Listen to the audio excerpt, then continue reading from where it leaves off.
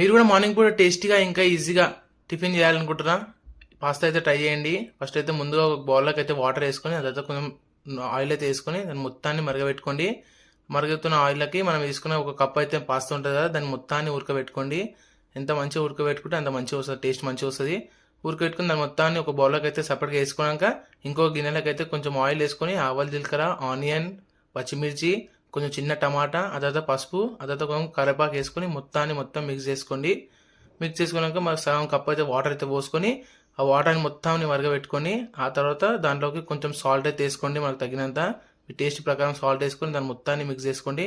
Mix చేసుకొని మనం ఉడకబెట్టుకున్న ఏదో పాస్తా ఉంటుంది, పాస్తాను మొత్తాన్ని దాంట్లో వేసేసి దాన్ని మొత్తాన్ని నీట్గా మిక్స్ చేయండి. ఎంత కలిపితే అంత మంచిగా టేస్ట్ వస్తుంది.